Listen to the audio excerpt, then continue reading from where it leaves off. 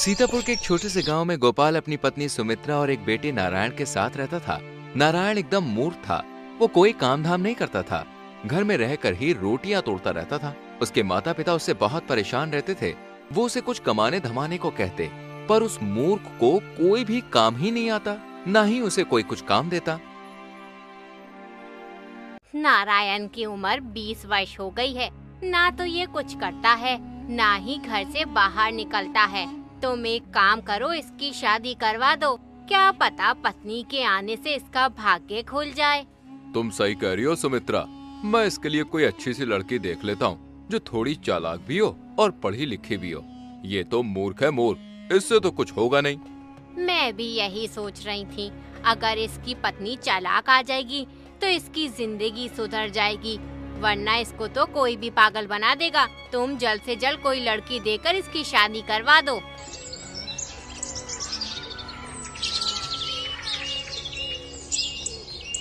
कुछ ही दिनों में गोपाल अपने मूर्ख लड़के की शादी करवा देता है।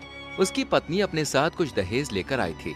उसी से नारायण के घर का गुजारा हो रहा था, लेकिन कुछ ही दिनों में उसके घर का सारा सामान खत्म हो गया।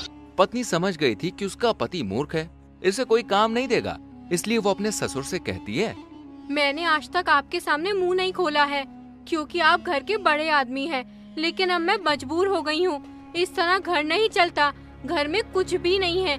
मैं सोचती थी कि घर की बात बाहर न निकले, लेकिन अब मैं मजबूर हो चुकी हूँ। कब तक ये सब देखती रहूँ? तुमने अपने उस मूर्ख बेटे की शादी मेरे साथ करवा दी। उसने मेरी जिंदगी खराब कर दी है, कुछ करता धरता नहीं है। वो तुम्हारा पति है, तुम उसके बारे में ऐसा कैसे कह सकती हो? अरे पत्नी को हमेशा पति की इज्जत करनी चाहिए। उसमें पति वाली कोई बात तो हो जिससे मैं उसकी इज्जत करूं। जो आदमी अपने परिवार का पेट नहीं पाल सकता, उसकी इज्जत कौन करेगा? इज्जत उसकी होती है जो घर में 2 पैसे कमा कर देता है, घर में हाथ पर हाथ रखकर बैठने वाले की नहीं। बेटा तुम इतना गुस्सा क्यों होती हो? तुम नारायण को समझाओ कि वो कुछ काम करे। मैं उन्हें क्या समझाऊं? मैं तो समझा समझा के पागल हो चुकी हूँ। वो मेरी सुनते ही कहाँ है, बस सारा दिन बच्चों जैसी हरकतें करते रहते हैं। आप ही उन्हें कुछ समझाइए। अगले ही दिन गोपाल नारायण से कहता है, बेटा अगर तू कुछ काम नहीं करेगा तो तेरे घर का गुजारा कैसे होगा? अरे तेरी पत्नी सारा दिन तेरी वजह से परेशान रहती है। तू एक काम कर, कहीं से भी कुछ ज्ञान सीख कर आ। ये कुछ पैसे हैं, तुझे रास्ते में इनकी जरूरत पड़ेगी। पिताजी की बात मानकर वह ज्ञानी को ढूंढने निकल जाता है।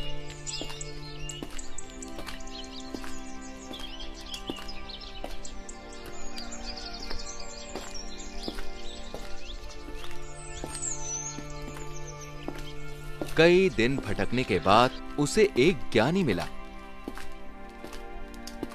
ज्ञानी को प्रणाम कर उसने कहा, मैंने सुना है तुम बहुत बड़े ज्ञानी हो, तुम लोगों को ज्ञान देते हो।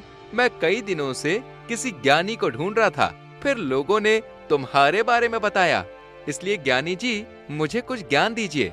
मैं अत्यंत कष्ट में हूँ। बिना ज्ञान के तो मनुष्य को कष्ट होगा ही। मैं तुम्हें जरूर ज्ञान दूंगा, पर मैं मुफ्त में किसी को भी ज्ञान नहीं देता। उसके लिए तुम्हें कीमत चुकानी होगी। ज्ञानी जी, आप ज्ञान देने की कितनी कीमत लेंगे? एक ज्ञान का 1 पैसा। गोपाल ने नारायण को 50 पैसे दिए थे, लेकिन अब मूर्ख नारायण के पास 4 पैसे बचे थे। वो उसने ज्ञानी को दे दिए। 4 पैसे लेकर ज्ञानी बोला, तुमने मुझे 4 पैसे दिए हैं, इसलिए मैं तुम्हें 4 ही ज्ञान की बात बताऊंगा। अच्छी तरह याद कर लो। पहला ज्ञान ये है कि जिस बात को 5 आदमी कहें उसे सत्य मान लेना चाहिए। दूसरा ज्ञान ये है कि धन मिलने पर किसी को भी उसके बारे में नहीं बताना चाहिए। तीसरा ज्ञान ये है कि पत्नी को कभी सच बात नहीं बतानी चाहिए। और चौथा ज्ञान ये है कि अपने स्वामी या राजा को सच बात ही बतानी चाहिए। ज्ञान की चारों बातों को अच्छी तरह से याद कर अब मूर्ख नारायण अपने घर की ओर निकल गया। रास्ते में उसने देखा कि एक जगह भीड़ जुटी हुई है। उसे पता चला कि कोई भिखारी मर गया है, पर कोई उसे वहां से उठाने को तैयार नहीं था। तभी मूर्ख नारायण वहां पे पहुंचा। भाई तुम हट्टे कट्टे हो, इस लाश को उठाकर कहीं फेंक आओ, ईश्वर तुमसे खुश हो जाएगा। मैं इस लाश को क्यों फेंक के आऊं? ना तो ये मेरा कोई रिश्तेदार है और ना ही कोई जानने वाला, फिर मैं क्यों इस लाश को फेंक कर आऊं?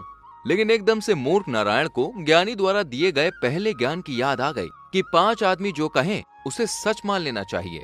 यहाँ तो 5 से भी अधिक आदमी है। उसने लाश उठाई और गांव से बाहर एक वीरान जगह में उठाकर फेंकने लगा। तभी उसने देखा कि भिखारी के फटे पुराने कपड़ों से अनेक रुपए गिर रहे हैं। उसने सारे रुपयों को इकट्ठा किया और अपनी जेब में रख के चुपचाप अपने घर चला गया।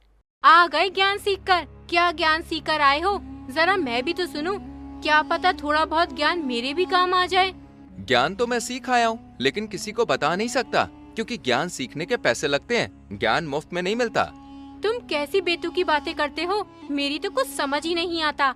इतने दिन घर से बाहर रहे, फिर भी मूर्ख जैसी बातें कर रहे हो। नारायण अपनी पत्नी को कोई भी ज्ञान की बात नहीं बताता और न ही भिखारी की जेब से मिले रुपयों के बारे में बताता है। अब मूर्ख नारायण के पास अनेक रुपए थे।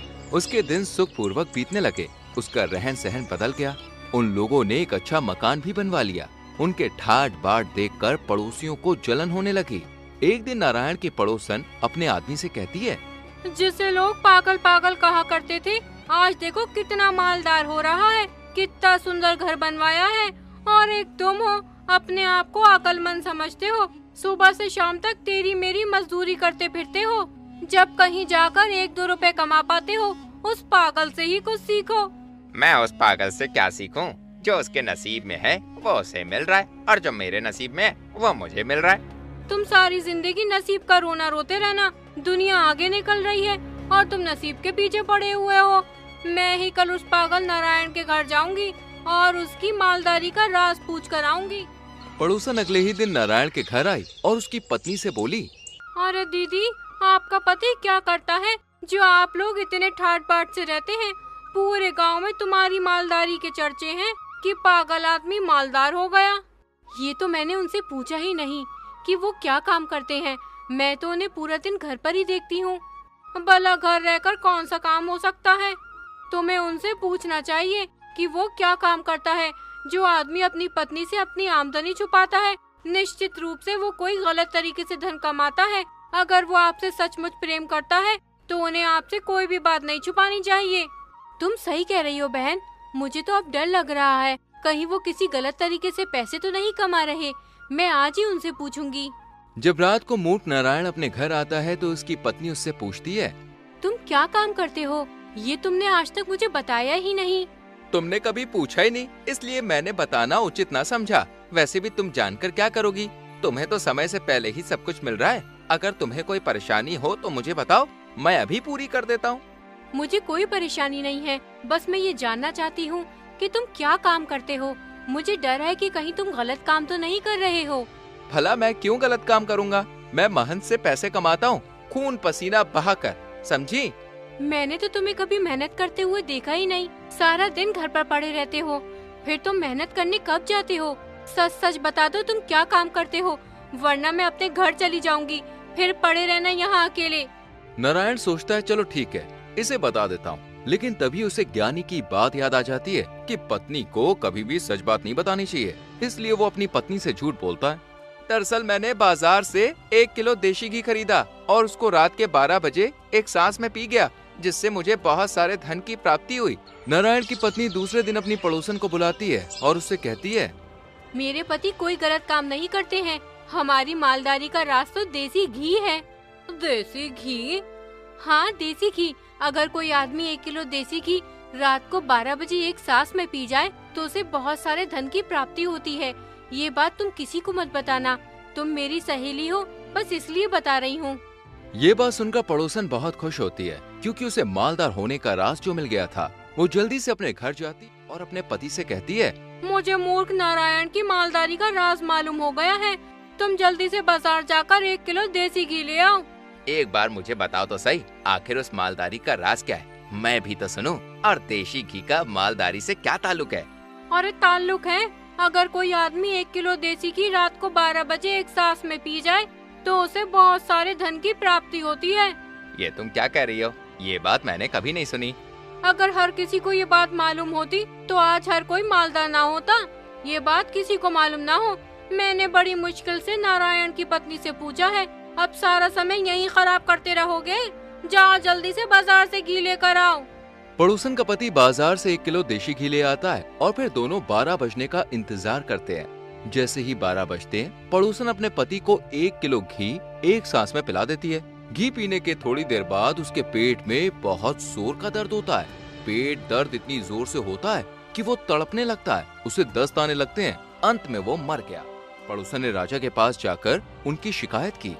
महाराज, मैं लुट गई, बर्बाद हो गई, मेरा कुछ नहीं बचा, सब कुछ खत्म हो गया। अरे कुछ बताओगी भी या रोती ही रहोगी? महाराज, मेरे पति का इंतकाल हो गया है। उन्होंने 1 किलो देसी घी पी लिया था, जिससे उनके पेट में दर्द हुआ और वो मर गए। ये क्या बेहुदा बात कर रही हो? अगर कोई आदमी 1 किलो देशी घी पिएगा तो वो मरेगा ही ना, बचेगा थोड़ी ना। तुम्हारा पति कहीं पागल तो नहीं था? अरे नहीं नहीं महाराज, मेरा पति पागल नहीं था। पागल तो वो मूर्ख नारायण है, जिसने मुझे ये नुस्खा बताया था। उसने कहा था कि अगर कोई आदमी रात को 12 बजे 1 किलो देसी घी एक सांस में पी जाए तो वो मालदार हो जाता है। इसलिए मैंने अपने पति को 1 किलो देसी घी पिला दिया। राजा ने मूर्ख नारायण को बुलाया और सारा माजरा पूछा।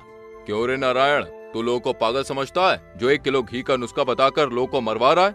मालदार होने के लालच में इसका पति 1 किलो देशी घी एक ही सांस में पी गया और फिर वो मर गया। इसके लिए तुझे सख्त से सख्त सजा मिलेगी। तभी नारायण को ज्ञानी की बात याद आ जाती है कि अपने स्वामी या राजा को झूठ नहीं बोलना चाहिए। इसलिए वो राजा से कहता है, महाराज, इसमें मेरी कोई गलती नहीं। मैंने तो एक ज्ञानी को 4 पैसे देकर 4 ज्ञान की बात सीखी थी। उसने कहा था कि अगर 4 आदमी कोई बात कहें तो उसे मान लेना चाहिए और अपनी पत्नी को कभी सही बात नहीं बतानी चाहिए और अपने राजा से हमेशा सच बोलना चाहिए।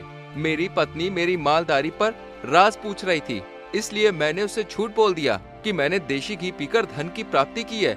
उसी ने इसको बताया होगा। राजा नारायण के सच बोलने से बहुत खुश होता है और उसे ढेर सारा धन देकर विदा कर देता है।